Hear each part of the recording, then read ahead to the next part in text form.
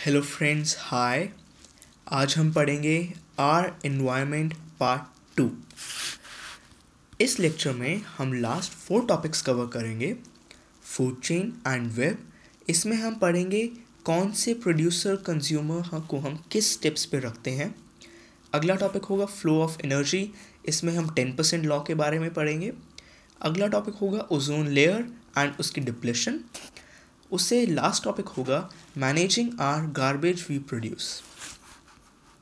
आइए स्टडी करते हैं फूड चेन एंड वेब। जो प्रोड्यूसर्स होते हैं हम उसको फर्स्ट ट्रॉफिक लेवल पर रखते हैं। जो प्राइमरी कंज्यूमर होते हैं उनको हम सेकंड, जो सेकेंडरी कंज्यूमर्स होते हैं उनको थर्ड, और जो टर्शरी कंज्यूमर्स होते हैं हम उसको लास्ट फोर्थ ट्रॉफिक लेवल पर प्लेस करते हैं। जो फ्लो ऑफ एनर्जी होता है उसके अंदर जो ग्रीन प्लांट्स पर सन एनर्जी फॉल होती है उसका सिर्फ 1% वो कंज्यूम करते हैं, और जो नेक्स्ट हमारा कंज्यूमर होगा उसको प्लांट का सिर्फ 10% एनर्जी मिलेगा। और एक फूड चेन में जनरली 3 to 4 ट्रॉफिक लेवल्स होते हैं। जितनी ज़्यादा पॉपुलेशन होगी उतना उसका लोअर लेवल होगा। ह्यूमंस सबसे ऊपर वाला लेवल यानी फोर्थ ट्रॉफिक लेवल में हम प्लेस होते हैं। तभी जो केमिकल्स की एक्यूमुलेशन होती है ह्यूमंस में सबसे ज़्यादा होती है, और इसी फिनोमिना को हम कहते हैं biological magnification. I hope it was clear to you. अब आप इन डायग्राम्स में देखिए, ये है एक प्लांट। हम इसको रखेंगे प्रोड्यूसर्स पे। बीटल ये होगा हमारा प्राइमरी कंज्यूमर। बीटल को खाएगी बर्ड, ये होगा सेकेंडरी कंज्यूमर, और बर्ड को खाएगी कैट। कैट होगा हमारा फोर्थ ट्रॉफिक लेवल यानी टर्शरी कंज्यूमर। अब आप इस फूड वेब में देखिए, ये एक प्रोड्यूसर है। इसका प्राइमरी कंज्यूमर होगा गोट, रैबिट और माउस। सेकेंडरी कंज्यूमर होंगे जो गोट, माउस और रैबिट को खाएंगे, वो होंगे jackal, wild cat, owl and snake. और इनको जैकल, वाइल्ड कैट और ऑल को खाएगा लॉयन, और स्नेक को खाएगी काइट। सो ये एक फूड वेब है। हमने ब्रांचेस की फॉर्म में इसको रिप्रेजेंट किया, इसलिए हमने इसको फूड वेब कहा। अगर ये लाइंस की फॉर्म में रिप्रेजेंटेड होता हम इसको फूड चेन कहते। अब आप इस डायग्राम में देखिए, जो सबसे नीचे वाला लेवल है, जो प्रोड्यूसर है, उसको सन से सपोज सन एनर्जी देता है हमें 1 लाख जूल। तो उसको सिर्फ प्राइमरी जो ये हमारा प्रोड्यूसर है इसको सिर्फ उसका 1% मिलेगा यानी 1000 जूल। जो उससे अगला जो ग्रास को खाएगा यानी बीटल्स, उनको मिलेगा प्लांट का 10% यानी 100 जूल।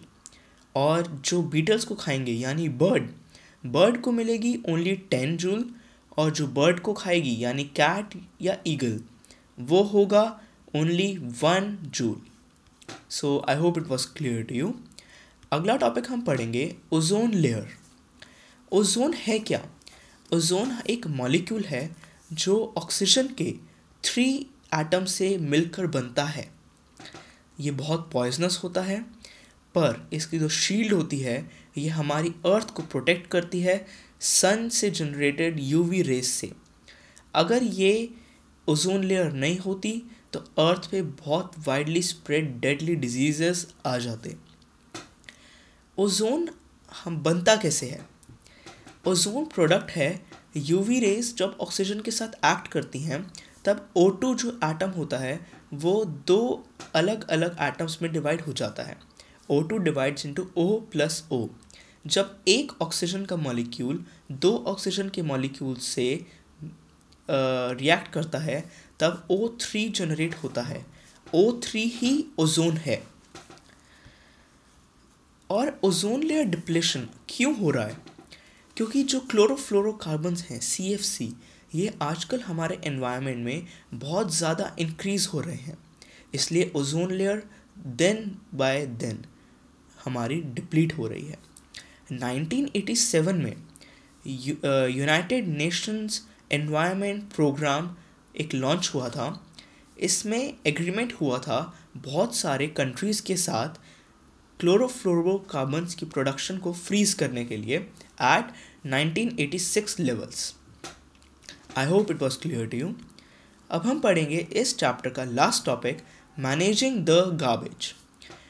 जैसे जैसे हमारे लिविंग स्टैंडर्ड्स इम्प्रूव हो रहे हैं, हमारा गार्बेज का अमाउंट भी इंक्रीज़ हो रहा है।